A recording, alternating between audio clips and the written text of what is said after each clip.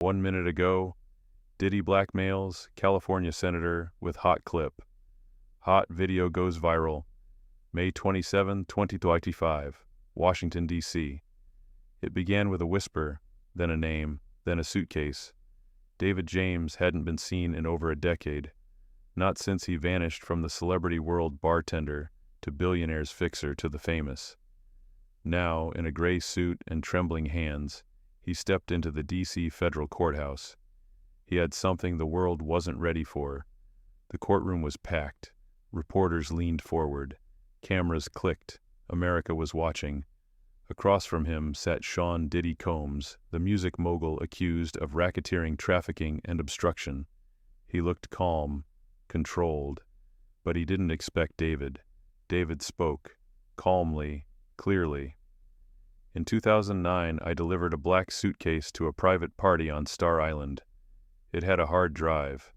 That drive held recordings.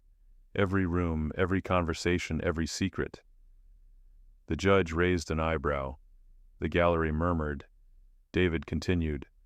It wasn't just about parties. It was leverage. People were filmed. Celebrities, politicians, minors. Some didn't know. Some didn't care. But someone at the top protected it all. The prosecution asked, "Do you know who David?" Hesitated. "Someone with the initials, BH." Silence exploded into chaos. The judge demanded an order. Cameras zoomed in. The initials hung heavy. Weeks earlier, a rogue investigator, Kash Patel, had leaked a 17-second video. It showed Diddy and a man referred to as 44 at a Star Island party. The man's face was blurred, but insiders claimed it was former President Barack Obama. Now David had the rest. He pulled a scratched red USB from his pocket. "I held this for 14 years. I was scared, but Cassie wasn't. She tried to testify. She's gone now. Cassie Ventura, singer, former partner to Diddy, a woman who disappeared days before trial." David looked straight at the defense. "She had the main drive, but this is the backup." The courtroom froze. The judge asked, "What's on the drive?" David answered, "Everything. Star Island, 2009. Voice video metadata. It's not hearsay. It's history." The judge ordered a sealed review, but the press already smelled blood. Kash Patel stood outside. Protesters chanted behind him. "This isn't about music," he said. "It's about power, and power doesn't protect the innocent." Back inside, the defense tried to shut it down. "This is political theater," Diddy's lawyer shouted. "This witness wasn't part of the discovery." Judge Moreno didn't blink. "This court will not be a sanctuary for secrets." The USB was loaded. A screen flickered on. Champagne, laughter, celebrities, a party. But the camera angles weren't normal. They came from chandeliers, bookcases, vents, hidden surveillance. David narrated, "I installed every camera, on orders. They told me it was for security, but it was insurance." A figure appeared on screen, Diddy, smiling, toasting, then another, a man in a suit. Handshake. A voice, "44 sends his regards." The gallery gasped. Kash Patel scribbled a note, "Confirm Obama." The screen went black. 7 minutes of nothing. "VIP protocol," David said. When real power arrived, the feed cut. When the video resumed, Diddy sat by himself speaking to someone off camera. "No leaks. This isn't about music. Let them chase the headlines. The real power, that's off tape." The clip ended. The courtroom exhaled. And the nation for the first time realized this trial wasn't just about Sean Combs. It was about who protected him. May 28, 2025. Morning, D.C. Federal Courthouse. The fallout was instant. Overnight, the name BH trended across every major platform. Theories spun, networks scrambled. Obama's office issued a tight, sterile statement: "We do not comment on ongoing legal proceedings." Inside the courthouse, Judge Moreno resumed the session. Kash Patel entered with a calm, calculated focus. David James returned to the stand, hands shaking but voice firm. "Mr. James," the prosecutor began, You mentioned others knew. Who else? David paused. Chloe Reed, PR consultant, managed optics for the parties. She vanished in 2010. Was she involved in the recordings? She wasn't behind the camera, but she knew. She coordinated the NDAs, helped with guest management. She knew what the footage meant. Behind the scenes, journalists uncovered her last signed contract. Strategic Asset Management Tier 2 celebrities. Outside the courthouse, a new chant rose. Where's Chloe? Then came the shock. A sealed envelope delivered to Judge Moreno. Inside another USB, this one anonymous.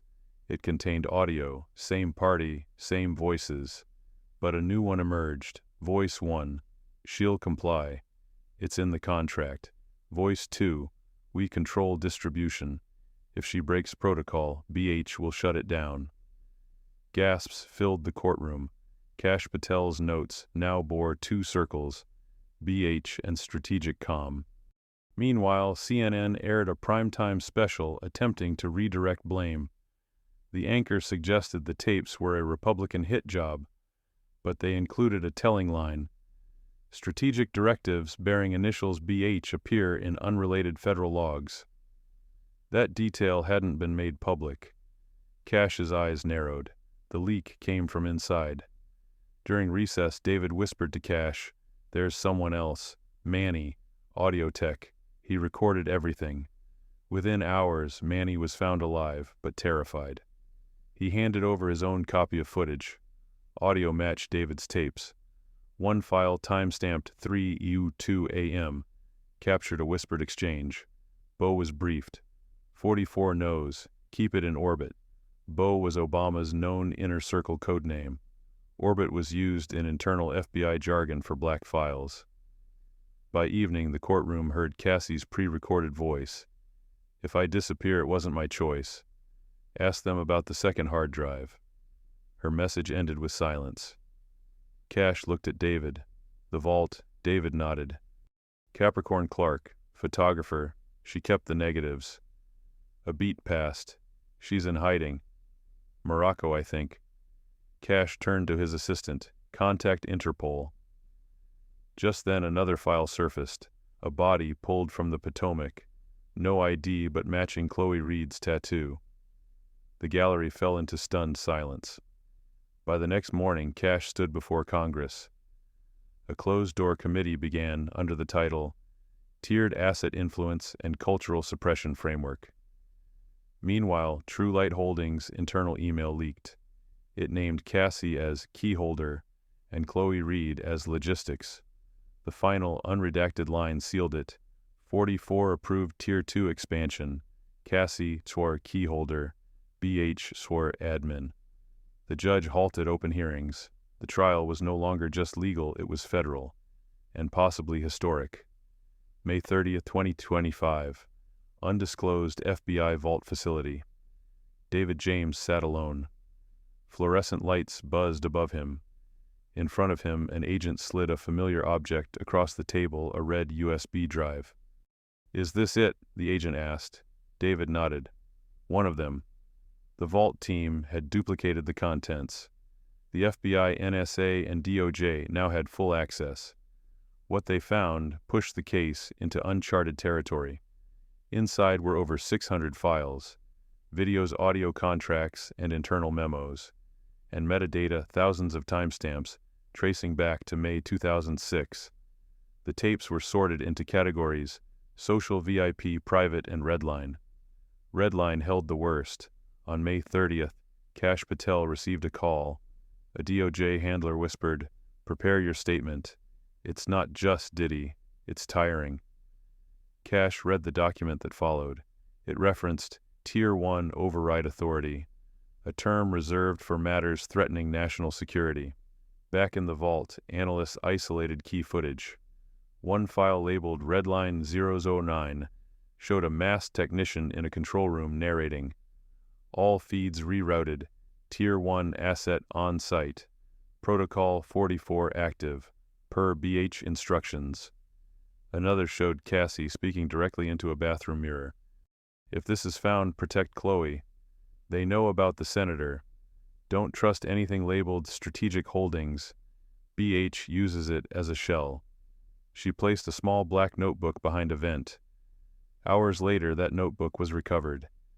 It contained sketches of the surveillance system passwords and code names.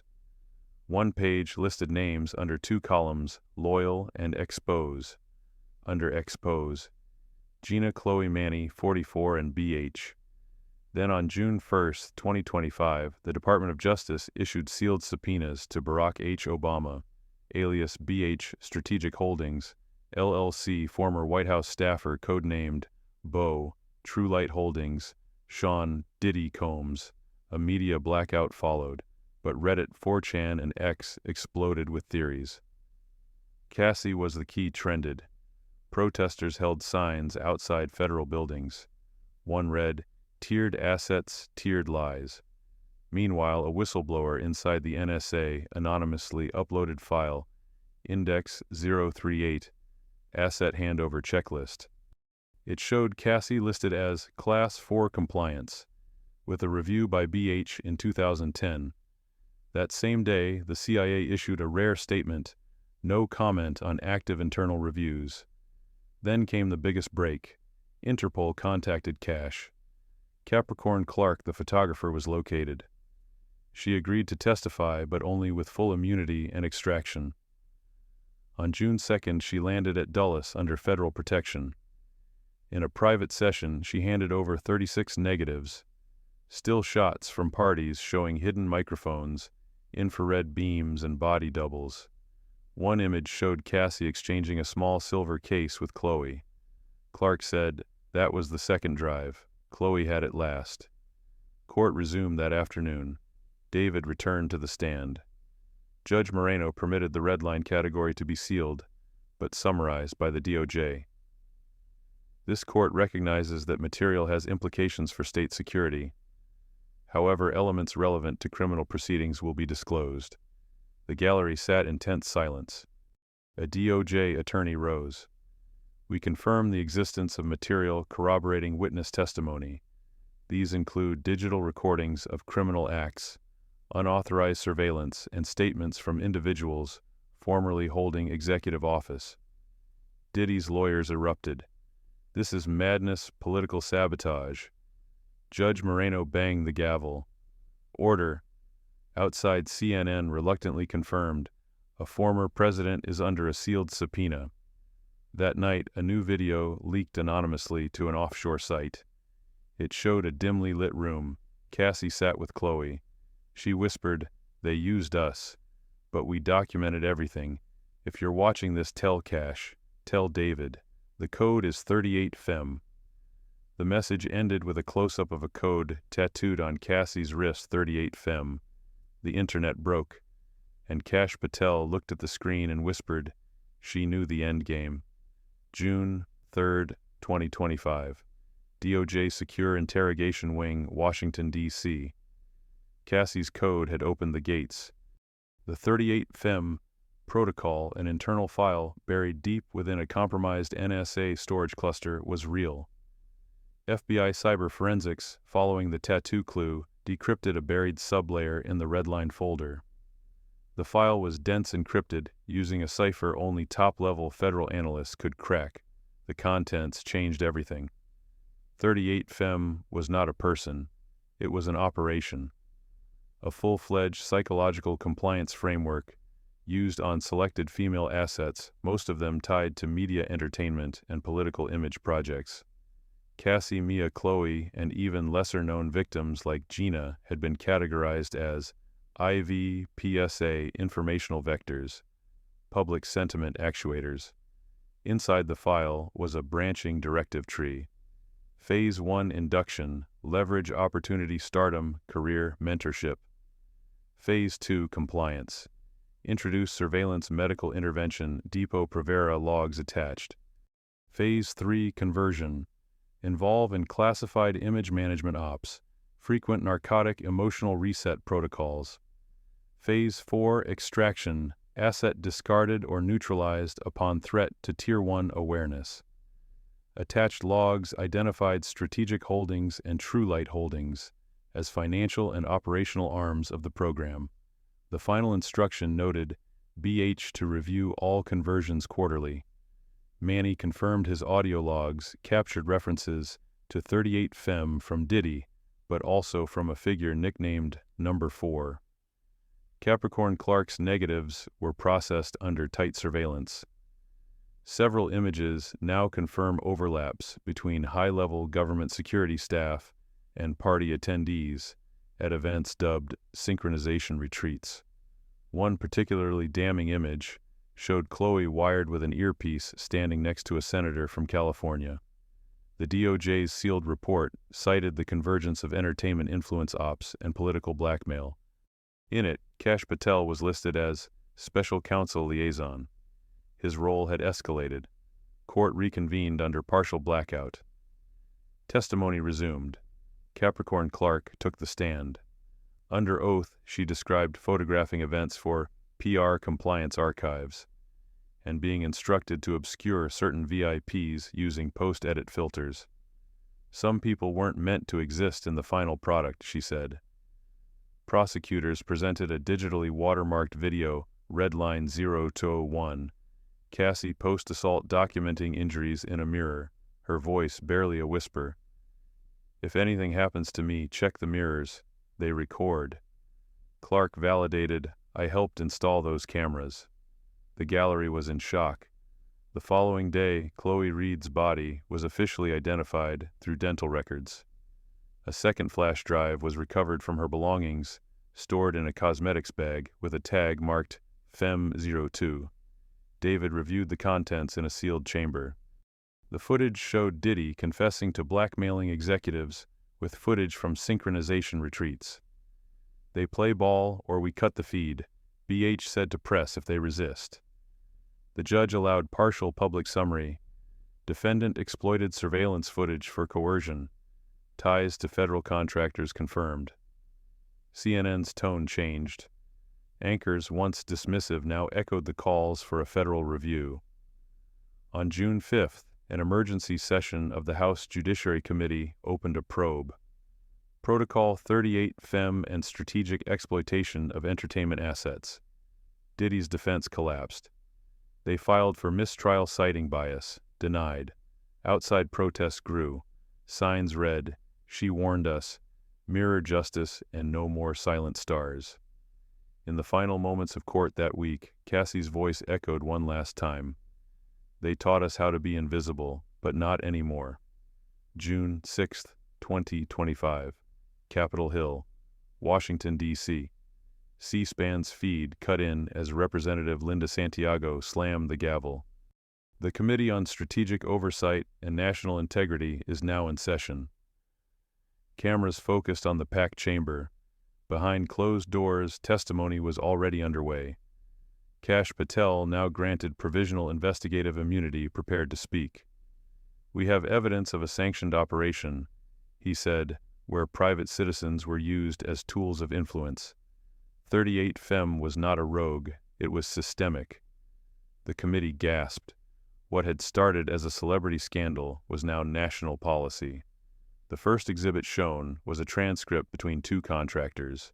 Contractor A Asset 22 compliant, depot log synced, mirror protocol online. Contractor B report to BH, next scan Chloe. The initials BH appeared again and again. Former DOJ official Martin Calder confirmed the logs were real. Strategic Holdings received over 40 tours from black budget disbursements, coded under civic outreach and image stabilization. Outside protesters lined the streets. Mia, shielded under federal protection, submitted a pre-recorded statement. We weren't employees. We were managing perception vectors. There is no NDA strong enough to bury the truth. Senator Ann Gold from Vermont erupted. Was the executive branch involved? Was this program used during election cycles? Kash Patel held up a document labeled Strat 089. Yes, this log traces 38 FEMI surveillance installations to 10 swing state campaign events. Gasps, shouts. The chair slammed her gavel. Order. That evening, President Monroe released a statement. We are aware of allegations surrounding historic abuse of federal image management programs.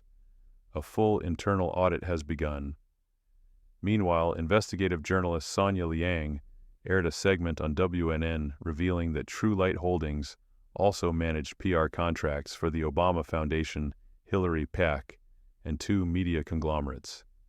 Cassie's second drive now became centerpiece evidence. One clip showed an unidentified man, possibly a federal contractor in a control van, stating if the senator doesn't pivot, upload batch 7, BH cleared it. Back in court, Diddy's team motioned to suppress all redline evidence. Judge Moreno refused. The defendant's rights do not extend to classified abuse under the guise of entertainment contracts. The week ended with a surprise. Interpol requested a U.S. briefing. Their inquiry had 38 FEM-type operations reached European territories. The answer from Patel was chilling. We've tracked it as far as Brussels.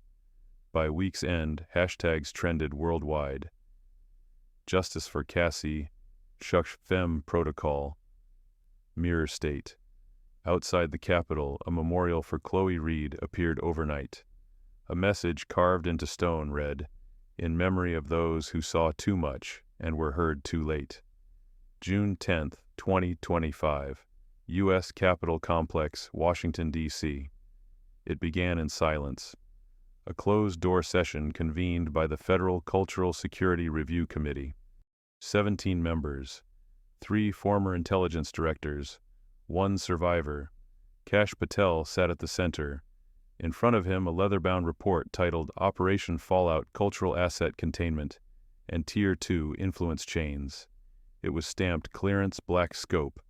The committee chair, Senator Marion Gold, began with a single question. Do you affirm the information contained herein reflects true events and verifiable evidence?